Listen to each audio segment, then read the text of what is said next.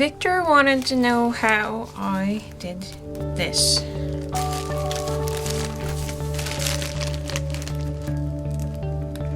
And so I'm going to show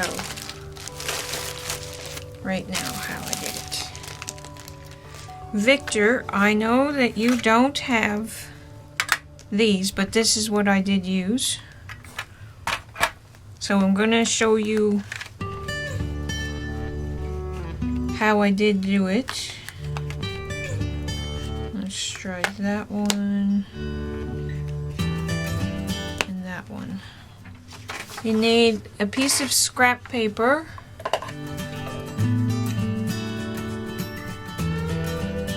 and you just cut whatever pattern you want.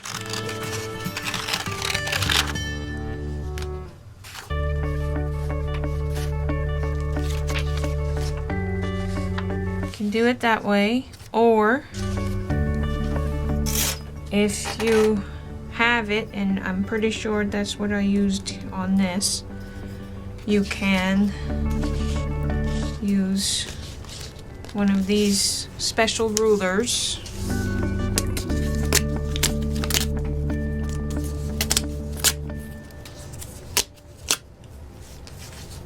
Or you could use this type of fancy scissor.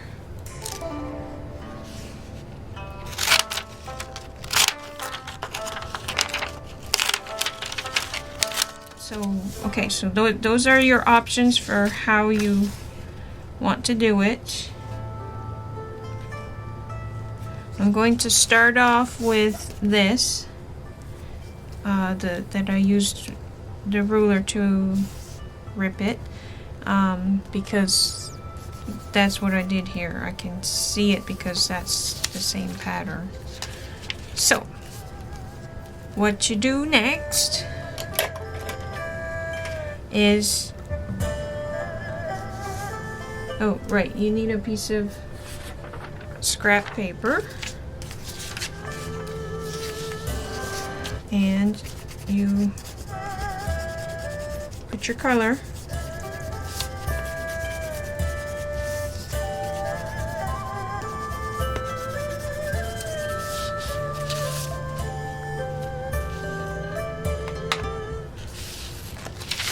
and then,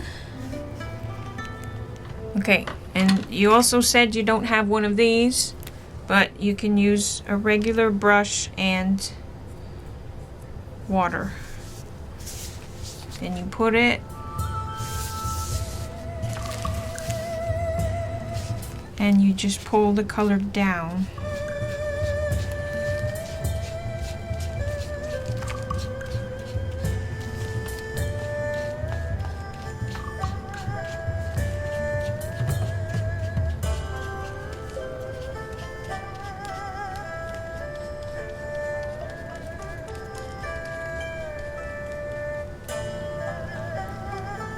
And then when you pull it up, you have that. And then you can fill in the rest, or you can do that. And if there are gaps or whatever that you don't want there, you can change that up too. And I'm going to use this side now.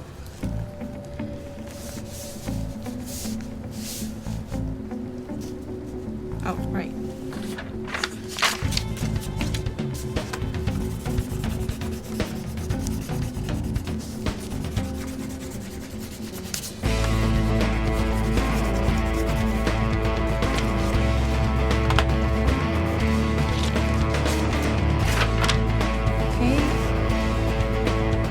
Do the same thing, except I'm going to push it up.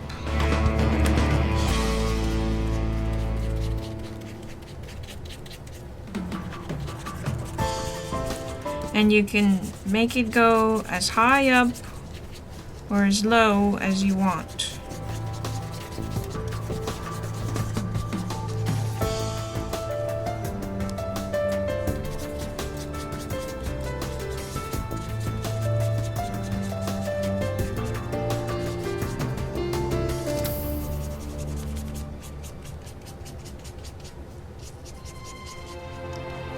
if you run out of color, you can just add more to it. Okay, now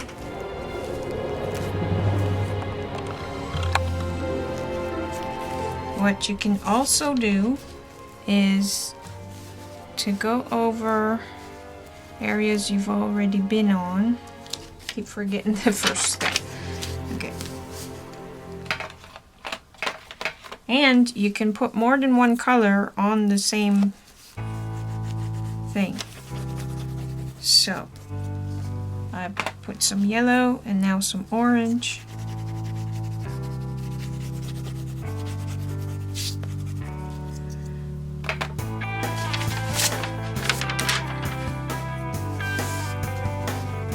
And you can angle it.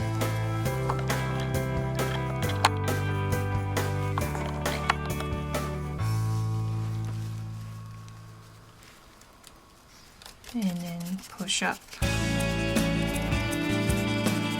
And you can make it meet where you already were. Probably a bad choice of color because you probably can't see very well.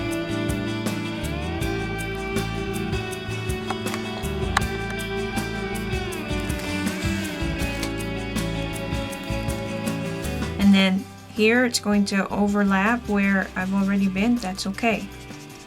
It adds to the effect.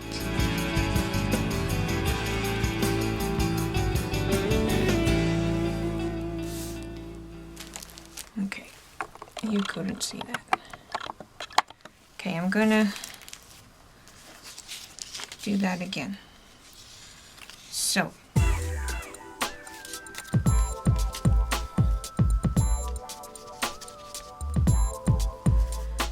let's say that over here you want some purple.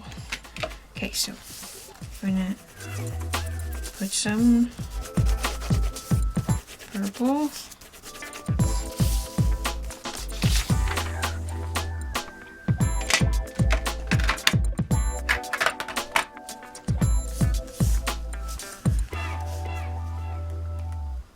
Angle it. Make it meet and even overlap. There, you should be able to see this one. Okay.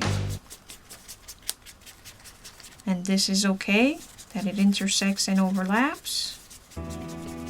It adds to the effect. Okay, and then once you need more, because your paper's not long enough or whatever, then you can change the angle. And if you want some more,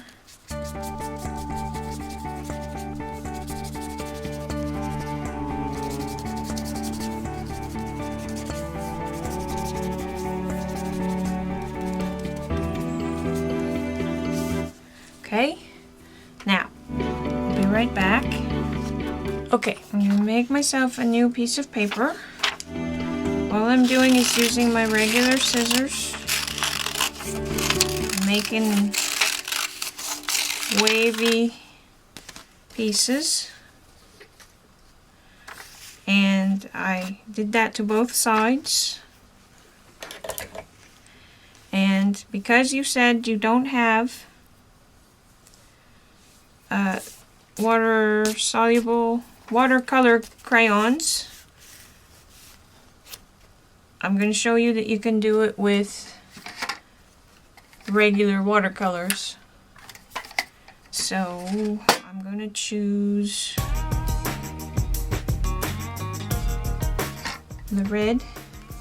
So I just dipped my brush, my regular brush, into my water, get some red, put it on my piece of paper.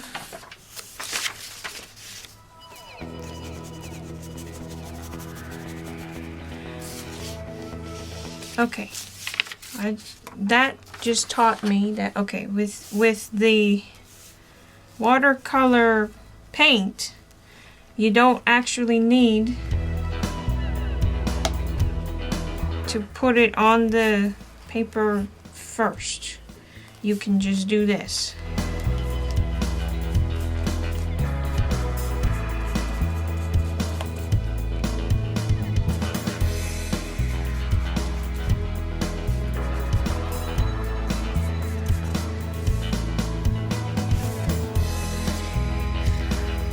Okay, and I'm going to rinse my brush,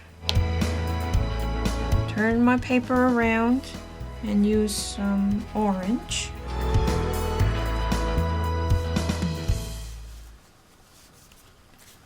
Angle my paper. That's more of a yellow than an orange, but anyway. And I'm going to fill in over there. Get some more paint because I ran out. It's okay if I overlap.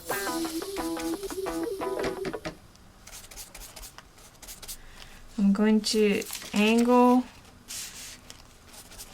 here.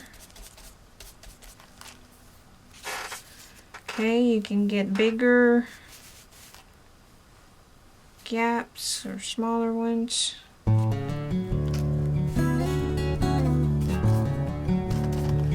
Okay, I'm gonna come back up here, rinse my brush.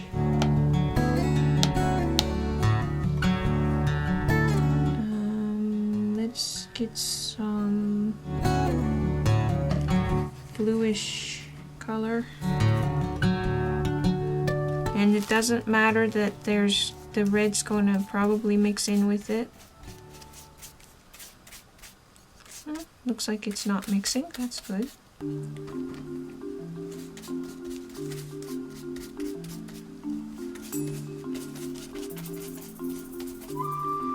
Okay.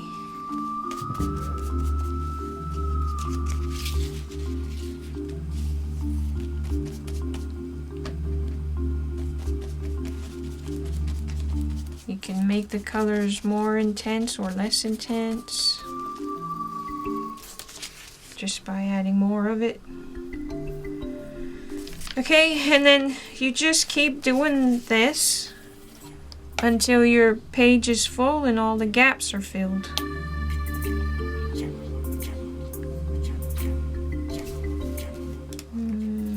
Choose your colors. Choose some pink.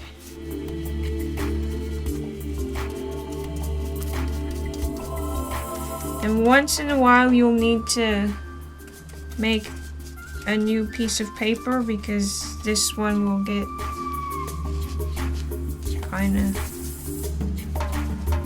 messed up.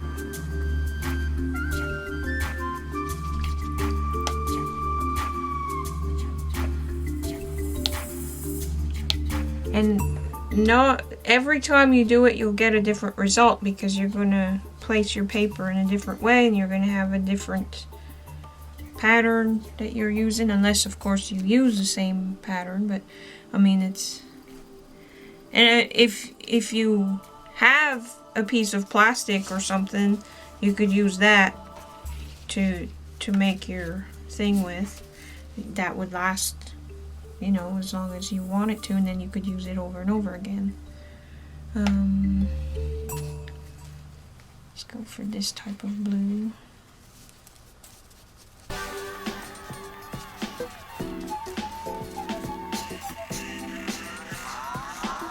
Okay, you wanna, well, I guess it depends on what you want, how pastel-y or how bright you want your thing to be.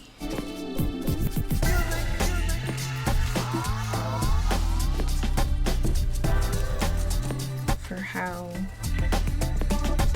intense you would make your color.